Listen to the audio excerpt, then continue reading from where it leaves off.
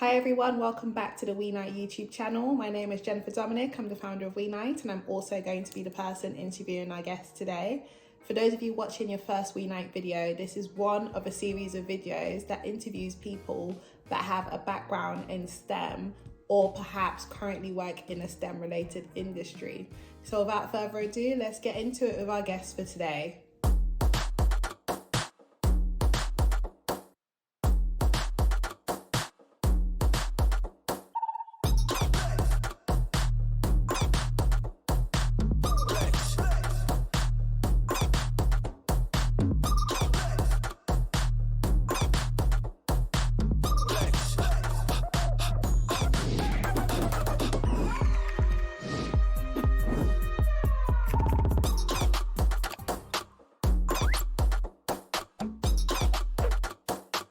Hey Dunstan, nice to see you.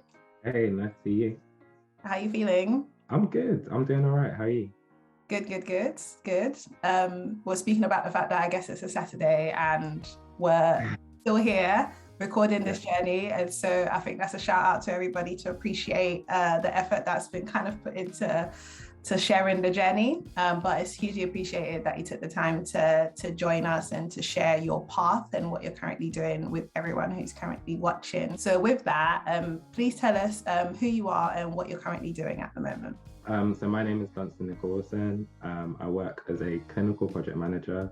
I have a master's in public health and global health. I also freelance write for a sickle cell anemia news website. So I speak about my journey in sickle cell too. So yeah, that's kind of like a little bit about me. I used to work as a research manager, and then I don't use the word, I kind of peaked. I was kind of like, okay, cool. What else can I do? What else can I be a part of? So then I was approached to look into project management, and I thought, okay, cool, let me have a look into that. And then I had a chat with a recruiter, and it all seemed all really well. I also wanted to work remotely, so I was like continue working remotely because my previous office decided, oh, we should go back once a week, twice a week, and I was like, At one point, we're going to be going back every day, so I was like, no, I'm gonna look for something that's completely remote. So clinical project management in a nutshell is my company is a patient service and travel reimbursement company. So what that means is that where there's any research, you need your patients to get there. So for example, if we have a site in the US that's in Florida and you live in Texas, most people fly. And to do that, we're the ones that kind of arrange that travel. So that's our job. So for big companies, big pharma companies, when they have research, they want to get the patients to where the research is happening, and we're the ones that specialize in doing that. So that's kind of like what my company does. And in my day-to-day, it's meeting with the clients and just explaining what the services is. We'll look at the budget and we'll say we're scoped for this amount of patients, we're scoped for this kind of travel, we're scoped for this kind of reimbursement. So that's kind of like what I do with the clients. And then from that, we then create the patient-facing documents to explain to the patient, oh, this is what happens. And then to the sites, we also have site-facing documents to explain to the sites, oh, this is also what happens too. And then after we've got those services in place, it's then about managing the study. So we have multiple studies that we're working on. I think my company is on around like 700 almost studies at the minute. So all of those are like in different stages. Some of them are just starting out. So every week you probably get a new one, which you're working on. And then you kind of maintain that project throughout the life. And then when it ends, some of these end in 5 years, some of these are 10-year studies, some of these are like 2-year studies. It just depends. So your workload kind of varies because you have studies where it's like, it's really intense, the client wants specific things. And then you'd have other studies where it's like, oh no, we've done this before, it's really easy. Like, and you're just like, okay, cool, well, this is nice. Unfortunately, you don't get many of those. Usually the clients really want specific things, and it's our job to make sure it happens. We make it work. That's really cool. And you mentioned that it's mainly remote as well, but you also use examples like Florida or Texas. So it's really interesting because I've never been part of a global company to this scale. For example, every time I arrange a meeting, I have to make it really clear that I'm based in London and this is my time zone, so that when I do meet with a client, they could be in Germany or America or wherever. We have like a little website where we can tell what time zones and what time is best for other countries and stuff, because we have quite a few American clients. Most of my meetings tend to be in the afternoon. So my days kind of like really chill in the morning, which is nice for morning people because it's like, oh, I can do other things or I can go to the gym, come back, all of that. And then in the afternoon, it's like, okay, it's really, I'm meeting X and Y clients because they're just waking up and they're all refreshed and they're like asking all these questions, and you're kind of like, trying to hang in there because my company is American based. Like if I'm in America, I can work American hours. So that's kind of cool. My original goal was to do biosciences, do really well in it, and then go on to do medicine because that's what I thought I had to do. I ended up completing my bioscience degree. I got a first class. And then when I applied to do medicine, it's like they were looking at my GCSEs. My GCSEs weren't the greatest. I'd say I probably only applied myself really in uni because I was like, okay, no, I did really bad in A levels, and it's like, okay, I need to buck up and fix myself and do well for my degree. So I did really well in my degree, but then because they were looking at GCSEs, A levels, it was like, oh well, what was the point in doing so well? I think it was GAMSAT. It's been so long since I've looked into medical stuff, but I think it was my GAM for one of those kind of like aptitude tests. I didn't get the best mark either. I was like, okay, cool, so I'm not doing medicine. My dissertation kind of ruined the lab for me. It was kind of like I was always in the lab. And then I remember a recruiter was like, oh, how much am I expecting? And I was like, oh, at least like, because at the time I worked in Primark and things, and I was getting about £8 an hour. And I thought, I have a degree, so I'm going to try and ask for like 15, that kind of mark an hour. And then he laughed at me and he was like, oh, you'd be lucky to get 9. And this was for a job in the lab after uni. So I was like, wait, I did a whole degree and that's how much you want to pay. So I was like, okay, yeah, me and the lab, we don't have a future. Another recruiter got in contact and was like, oh, have you heard of like research governance? And I was like, no, I have no idea what that is. And he was like, oh, give it a try. I mean, you have a good degree and this, that, and the other, and I'm sure you'll be able to, they're looking for younger staff, etc. Went to the interview, applied for a research governance facilitator. That was the role at the time. They didn't like me for the role.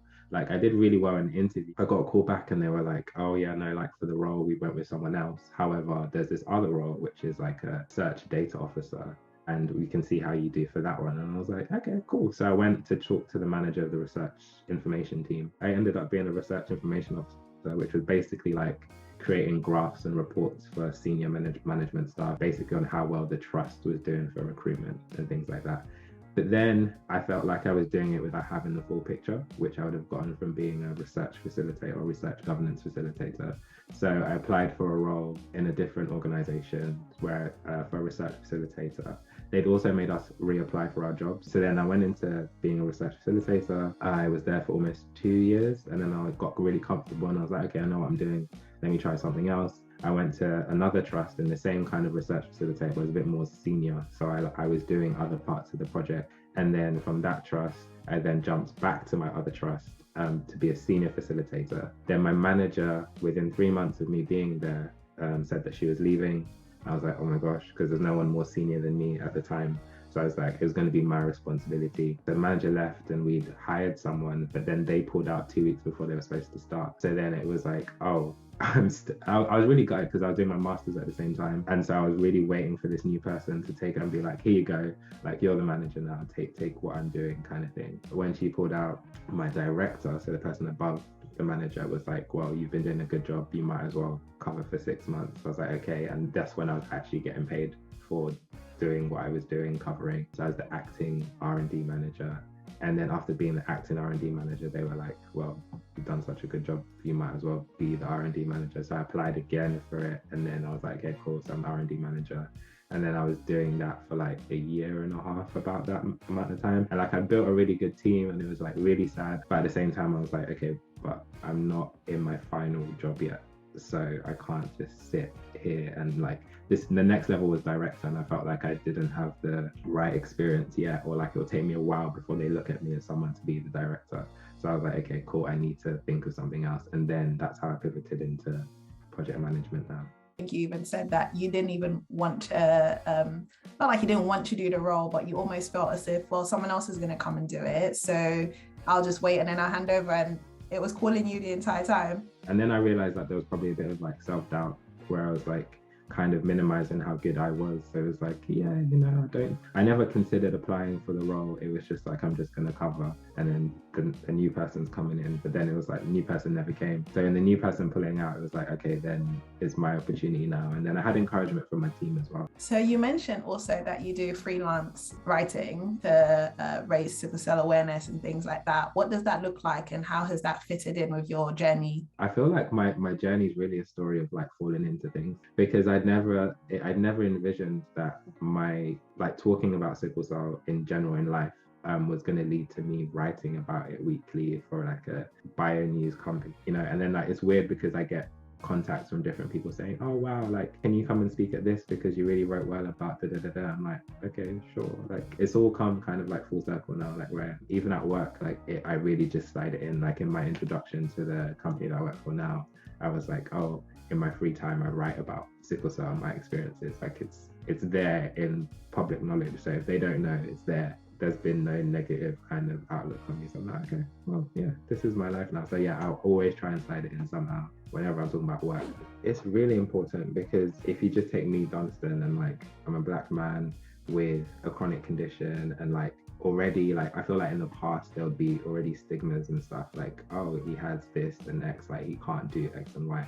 But then simply being in spaces, especially like I give credit to my managers as well, because they always made it possible for me. Like when I did explain I have sickle cell, they were like, I've read about it and this, that and the other. It was never like, oh, what's that? Oh, like these people actually know about it and I feel comfortable in speaking about it. They made the adjustments necessary. So it was like, oh, if you feel a bit tired or if it flares up, then you know, just let me know, you can work from home and things like that. Whereas I think previously I'd been so worried about it, especially coming out of uni as like a graduate. It's like it felt like something that would count against me. Like I'm already a graduate with barely any experience, but I don't want another thing that's going to hinder my chances. So I think for the first 2 years, I was really quiet. I didn't mention it. And like, even if I did get a crisis, I'll try and come into work, which I wouldn't recommend. Like, again, in being open and honest about what I have, I then came to the realization that, well, wait, no, this is a really accepting community. And then like, I don't know what it's like in other worlds because I've kind of always been in STEM in a way.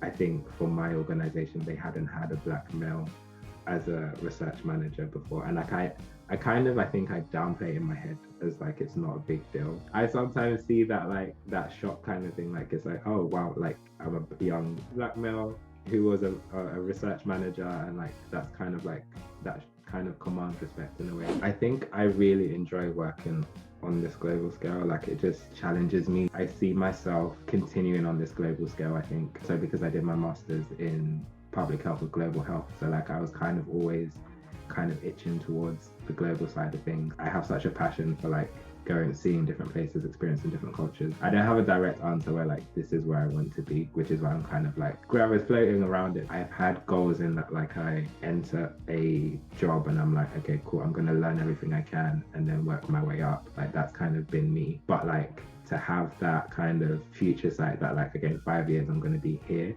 I tend not to have it. Life is unpredictable, but there's people where like you've kind of said in 10 years I'm going to be this, and whatever happens you must do that.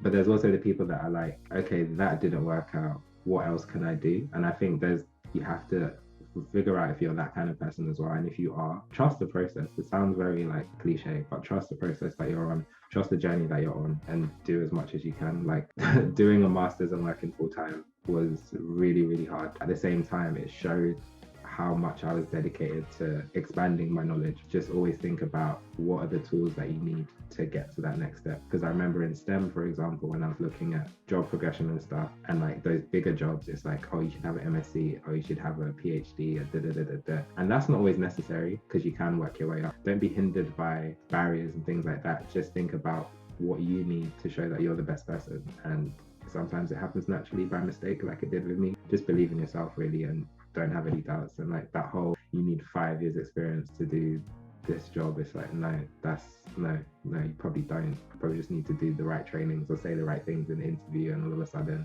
bam, there you are. Thank you for taking the time to watch this interview. If you really enjoyed what you saw, like, comment, and also subscribe to our channel in order to be notified of when we have new videos come out, so you can continue to expand your horizon about the breadth of experiences and careers that can exist within the S part of the STEM industry. See you soon.